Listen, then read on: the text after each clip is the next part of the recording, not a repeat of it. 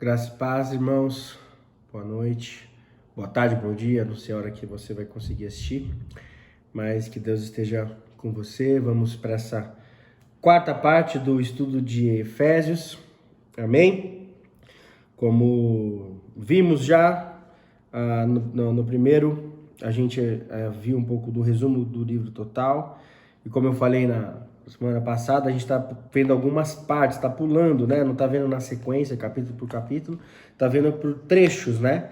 Na segunda parte a gente viu o trecho ali da introdução, do versículos 3 a 14, do capítulo 1, o capítulo 2, de 1 a 10. Isso a gente viu na segunda parte. Na terceira parte a gente viu os capítulos... o capítulo 4, né, de 1 a 16, depois do 25 até o 5, 20, e depois do 6, do 10 ao 26. São esses trechos, né? Hoje vamos olhar mais 3 trechos aqui, conforme a gente for seguindo no estudo aí, na folhinha que você já tem aí, você pode acompanhar os trechos que a gente vai estudar, ok? Hoje. Mas é assim que estamos estudando essa carta tão específica e maravilhosa para nós. Vamos orar. Pai, nós mais uma vez nos rendemos diante da Tua autoridade, diante do Teu poder, diante da Tua majestade, diante da Tua palavra tão poderosa, tão profunda, tão viva para nós. E pedimos que o Senhor venha falar conosco, venha falar com a Tua igreja. Sem dúvida, essa carta que foi direcionada para as igrejas ali, para a igreja de Éfeso e circular ali, né, nas igrejas da Ásia Menor, também serve muito para nós hoje. E é por isso que pedimos que o Senhor fale conosco, nos oriente, em nome de Jesus. Amém. Amém? Bom, os trechos que veremos hoje nessa quarta parte do estudo, os trechos que faltam,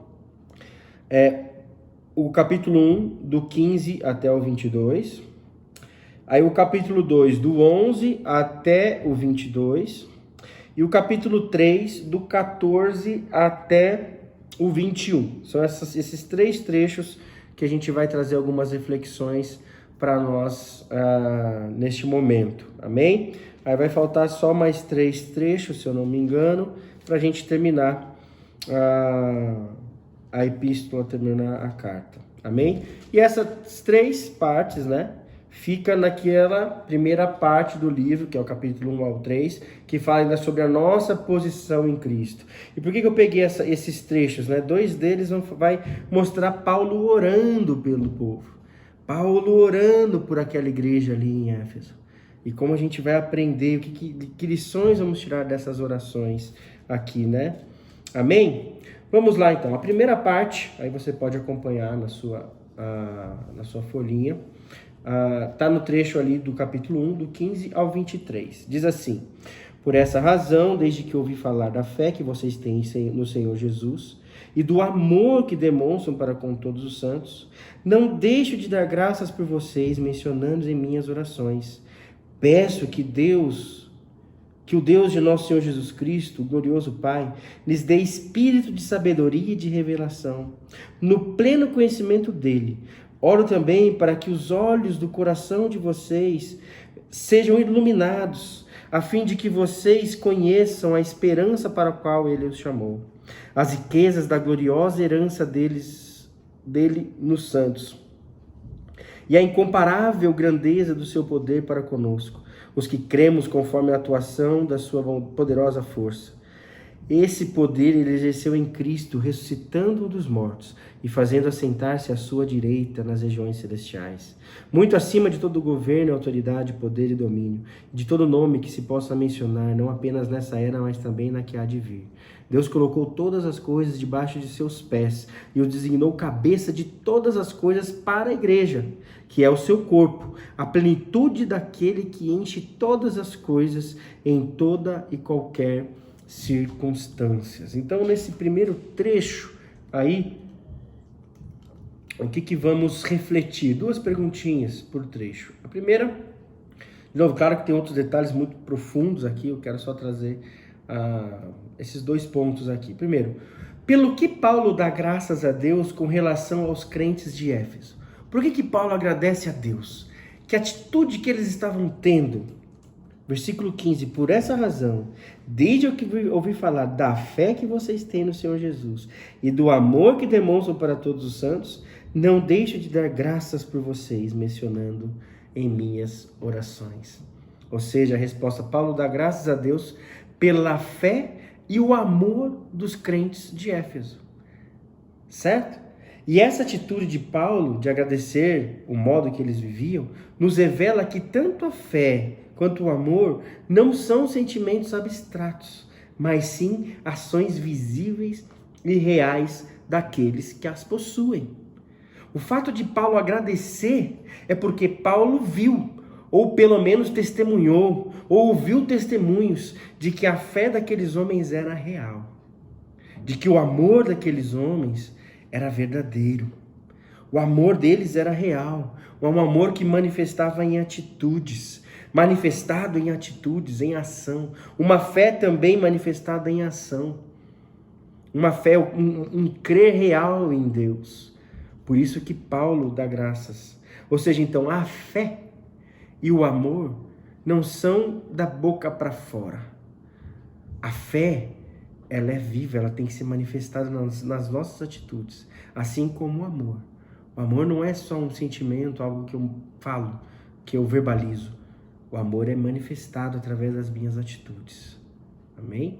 Então, essa é a primeira pergunta. Segunda, por que Paulo ora por espírito de sabedoria e revelação e olhos do coração iluminados? Ali no versículo 17 em diante ele fala assim: peço então que Deus, do nosso Senhor Jesus Cristo, Deus do Pai, lhe dê espírito de sabedoria e revelação, no pleno conhecimento dele. E oro também para que os olhos do coração de vocês sejam iluminados, a fim de que vocês conheçam a esperança para o qual ele os chamou, as riquezas da gloriosa herança dele nos santos. Então, por que Paulo ora para espírito de sabedoria e revelação e para que os olhos do coração deles fossem iluminados? A resposta está aí.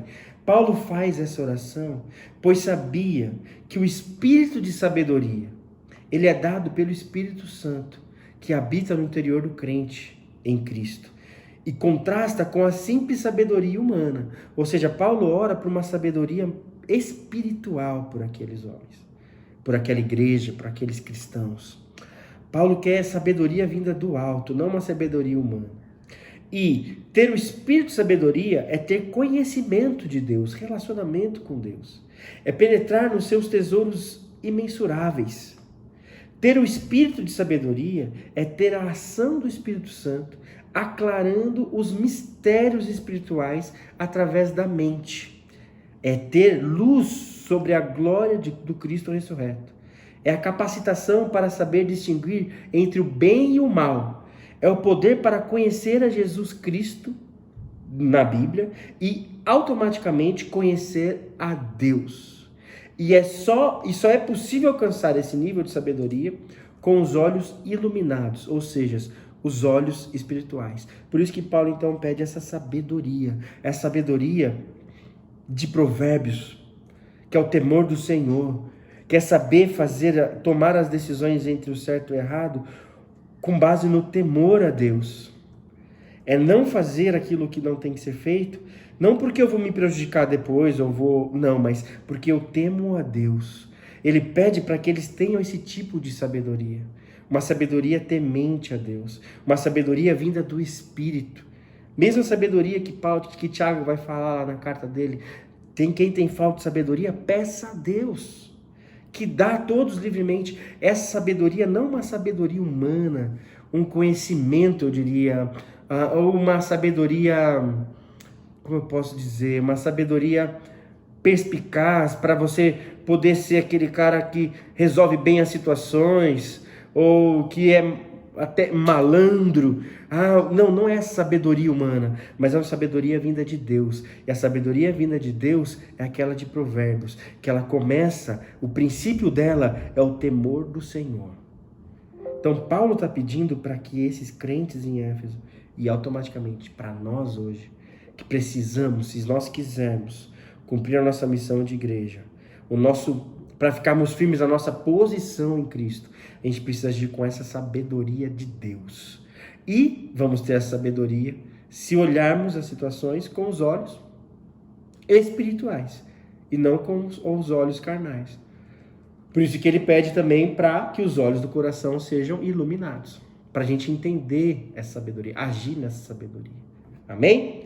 Resumo então desse trecho. A verdadeira fé em Deus e amor a Ele são expressos na prática e não apenas em palavras. Amém?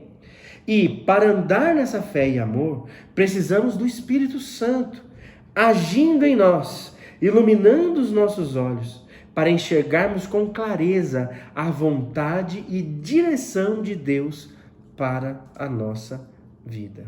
Amém? Por isso que ele pede aqui, faz essa oração, porque ele sabe a importância da nossa posição. E aí ele vai ainda no finalzinho 18 e fala assim: a fim de que vocês conheçam a esperança para a qual ele nos chamou, as riquezas da gloriosa herança dele nos santos. Ou seja, além de tudo isso, quando a gente anda nessa fé, nesse amor prático e nessa sabedoria, iluminando com os olhos iluminados pelo Espírito Santo, a gente vai entender a gloriosa riqueza que ele tem para nós, a esperança a qual ele nos chamou. Vamos entender, vamos nos relacionar, aprofundar o nosso relacionamento com Deus e vamos caminhar com ele pelos caminhos que ele traçou para nós, que é lindo, que é glorioso, riquezas da glória, né? As riquezas da gloriosa herança dele nos santos. É muita coisa. Então a gente tem que aprender a andar com os olhos espirituais e não com os olhos carnais. Sabedoria de Deus e não sabedoria humana. Amém? Segundo trecho que eu quero trazer é no 2, versículos 11, começando no versículo 11. Portanto, lembre-se de que anteriormente vocês eram gentios por nascimento e chamados incircuncisão pelos que se chamam circuncisão, feita no corpo por mãos humanas, e que naquela época vocês estavam sem Cristo, separados da comunidade de Israel, sendo estrangeiros quanto à aliança da promessa, sem esperança e sem Deus no mundo. Mas agora, em Cristo Jesus, vocês que antes estavam longe, foram aproximados mediante o sangue de Cristo, pois Ele é a nossa paz, o qual de ambos fez um e destruiu a barreira, o muro de inimizade, anulando em seu corpo a lei dos mandamentos expressa em ordenanças. O objetivo dele era criar em si mesmo, dos dois, um novo homem, fazendo a paz e reconciliando com Deus os dois em um corpo, por meio da cruz, pela qual ele destruiu a inimizade. Ele veio e anunciou paz a vocês que estavam longe e paz aos que estavam perto, pois por meio dele, tanto nós como vocês temos acesso ao Pai, por um só Espírito. Portanto, vocês já não são estrangeiros nem forasteiros, mas cidadãos dos santos e membros da família de Deus, edificados sobre o fundamento dos apóstolos e dos profetas, tendo Jesus Cristo como pedra angular, no qual todo edifício é ajustado e cresce para tornar-se um santuário santo no Senhor.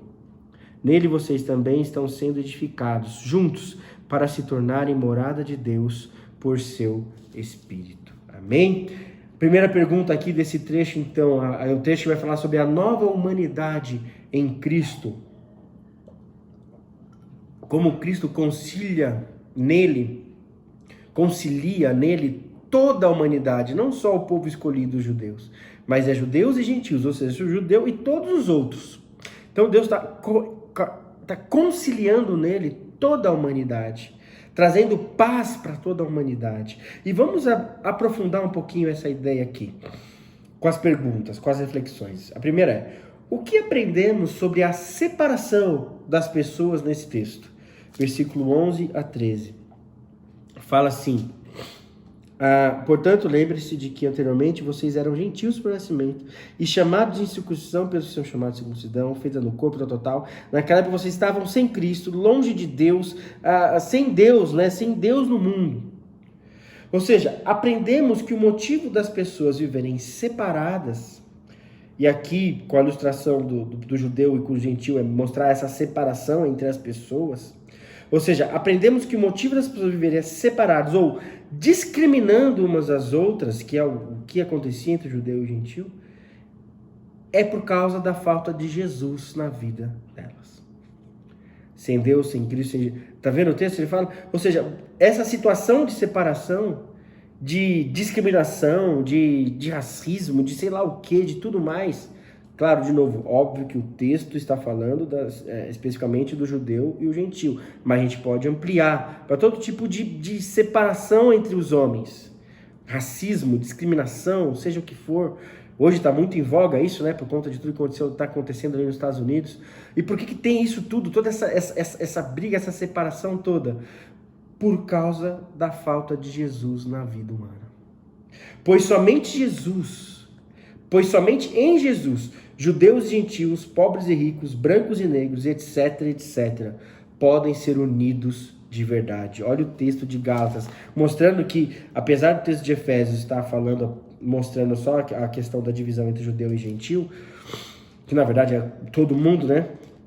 Judeu contra todo mundo, mas o texto de Efésios, de Gálatas, vai falar que vai ampliar essa cisão, essa separação que não tem mais em Cristo. Ele fala lá, Gálatas 3:26, todos vocês são filhos de Deus, mediante a fé em Cristo Jesus. Pois os que em Cristo foram batizados, de Cristo se revestiram. Não há judeu nem grego, escravo nem livre, homem nem mulher, pois todos são um em Cristo Jesus. E se vocês são de Cristo, são descendência de Abraão e herdeiro segundo a promessa. Ou seja, o que Deus quer fazer é juntar todo mundo em Cristo. Desde aquele grupo, povo que ele escolhe, não tem como a gente falar que ele não escolheu, ele escolhe o povo de Israel, o povo judeu, o povo hebreu, para essa missão de fazer a paz, de trazer a paz de novo com Deus. O povo perde isso. Então Deus faz o quê? Em Cristo ele concilia tudo. Ele concilia tudo novamente. Não há judeu, nem grego, nem preto, nem branco, nem nada, não tem raça, é todos em Cristo. Quem tem fé em Cristo, quem crê em Cristo, é a única maneira de nos unirmos realmente, de acabarmos com racismo, de acabarmos com preconceito, de acabarmos com exclusão social. É a única maneira, é em Cristo. Amém? É isso que o texto fala, por isso que é profundo. Amém? Seguindo ainda nessa mesma pegada, o que Cristo então veio trazer para a humanidade que desde Caim vem matando seus irmãos? É interessante essa pergunta, né? O que Cristo veio trazer para a humanidade que desde Caim vem matando seus irmãos? Vem em guerra, vem em separação, vem em ódio, em briga. O que Cristo veio trazer? Aí está ali no versículo 14. Pois ele é a nossa paz. A paz é isso, é reconciliação. Paz é derrubar um muro. Olha o que ele fala. O qual de ambos fez pois ele é a nossa paz. O qual de ambos fez e destruiu a barreira, o muro de inimizade, anulando com ele, né, as leis. Ou seja, tudo aqui, de novo, quero reforçar isso, não estou saindo do texto. O texto está falando de judeu e gentil, né, mostrando que ele queria reconciliar com essa nação que ele veio. Eles erraram, beleza, mas agora em Cristo vamos tudo reconciliar novamente no plano inicial dele, certo? Porém, a gente pode incluir aqui qualquer tipo de barreira. Nele ele traz paz em todos os tipos de barreira. Toda a cisão da humanidade, toda a briga de humanidade começou lá em Caim, as invejas, as rivalidades, as guerras, tudo que a gente vê hoje, nação contra nação, raça contra raça, tudo isso, ele veio trazer paz para tudo isso. Veio quebrar um muro de inimizade. Na minha mente vem agora a queda do muro de Berlim. Eu tinha 5 anos, quando aconteceu, 4 anos na verdade, né?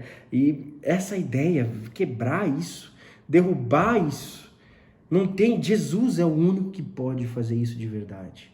É o único que pode trazer uma paz verdadeira, não uma paz muitas vezes acordada. Como muitos países têm acordos e tal, mas não vivem em paz realmente. Em Jesus nós podemos ter a paz. Então, respondendo lá, vemos nesse texto, já respondi bastante coisa, né? Mas vamos olhar o que está escrito na folhinha aí. Vemos nesse texto, que trata especificamente de judeu e gentil, novamente, não estou saindo do texto, uma ilustração do que Cristo veio trazer para toda a humanidade: a paz. Somente em Cristo a humanidade poderá encontrar o fim dos homicídios, das guerras, dos racismos, da violência e tudo o que possa separar os homens. Enfim, somente em Cristo encontramos a verdadeira paz. E Cristo real, não um Cristo que ainda briga por religiosidade. A gente vê pastores brigando, e não é isso. Um Cristo real no nosso coração, tira toda essa barreira de inimizade, faz nos unir. Não nos faz todos iguais. Isso que é lindo. A unidade, ela não é todo mundo igual, isso é uniformidade. A unidade é todo mundo junto, dentro das suas diferenças, dentro até das suas diferenças de pensamento, mas trabalhando em prol de um só, que é Cristo. Para a glória de um só, que é a glória de Deus. Aí sim. Amém? Isso que Cristo veio trazer, essa paz. Resumo então desse trecho. Deus escolheu um povo para gerar a paz na humanidade caída, que vinha se digladiando desde Caim. Contudo, esse povo, judeus, falhou em sua missão. Porém, essa falha já era prevista, pois somente um é capaz de gerar essa paz: Jesus Cristo, o príncipe da paz. Amém? Só ele. E esse Jesus estava previsto e estava predito. Efésios mesmo fala que antes da criação do mundo, escolheu nele antes da criação do mundo, né? Esse plano, o fato de Israel não ter cumprido a sua missão, não faz com que Jesus se torne um plano B. Não, já era o plano A. Ele sabia que Israel não ia conseguir cumprir. Então já tinha Jesus como plano A. Amém? Seguindo aí então para o nosso último trecho. Esse trecho é maravilhoso. É a oração por amor e poder. A oração que Paulo faz aqui para os crentes em Éfeso. Por essa razão, ajoelho-me diante do Pai, do qual recebe o nome toda a família nos céus e na terra. Oro para que, com suas gloriosas riquezas, ele os fortaleça no íntimo do seu ser com poder, por meio do seu Espírito, para que Cristo habite no coração de vocês mediante a fé. E oro para que, estando arraigados e alicerçados em amor, vocês possam, juntamente com todos os santos, a unidade aí, compreender a largura, o comprimento, a altura e a profundidade, e conhecer o amor de Cristo que excede todo conhecimento, para que vocês sejam cheios de toda a plenitude de Deus. Aquele que é capaz de fazer infinitamente mais do que tudo aquilo que pedimos ou pensamos, de acordo com o seu poder que atua em nós. A ele seja a glória na igreja e em Cristo Jesus por todas as gerações, para todo sempre. Amém. Glória a Deus. Esse é um texto, é uma oração maravilhosa de Paulo, de novo focando a glória de Deus, o foco é a glória de Deus, né, no final de todas as coisas. Mais duas perguntas aí de novo. É um texto bem profundo. A gente não vai conseguir olhar todos os detalhes, mas vamos tentar resumir aqui de uma forma bem legal. Primeira pergunta. O que Paulo nos ensina sobre a postura que devemos ter ao orarmos, né, a Deus? O 14 e o 15, ele fala: por essa razão, ajoelho-me diante do Pai. Que Pai? Esse Pai, o qual recebe o nome toda a família nos céus e na terra. Outra tradução, ou do qual se deriva toda a paternidade. Ele é o Pai de todos. Amém? Então, qual que é a pergunta aqui? O que Paulo, então, nos ensina sobre postura que devemos orar? Paulo, primeiramente, ele se ajoelha diante de Deus. Ou seja, ele nos ensina que devemos nos apresentar diante de Deus com toda a humildade e reconhecendo nossa total submissão a Ele, nossa total pequenez diante dEle. Todas as vezes que formos orar, temos que nos prostrar.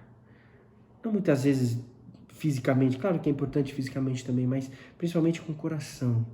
Reconhecendo a nossa pequenez, as nossas falhas, a nossa total submissão a Ele. E segundo, né? Paulo engrandece o nome de Deus, reconhecendo que Ele é o Pai de toda a humanidade, é o Pai de todos, certo? Portanto, para falarmos com Deus, precisamos reconhecer nossa pequenez e a insondável e inescrutável soberania de Deus, na soberania dele. Amém? Aí isso é o D dele, mas é dele, né? A soberania de Deus, a soberania dele. Amém? Então, duas posturas a orarmos. Primeiro, total humildade. Humilhação mesmo diante de Deus. E segundo, reconhecer, à medida que reconhecemos a nossa pequenez, temos que reconhecer a grandeza dele. Ou seja, assim como nós somos pequenos, ele é grande. Amém? Isso que deve ser a nossa postura ao orarmos. E agora o que ele ora, né? Então, dentre outras coisas, Paulo pede para que Cristo habite no coração dos crentes de Éfeso. Por quê? Por que ele pede isso?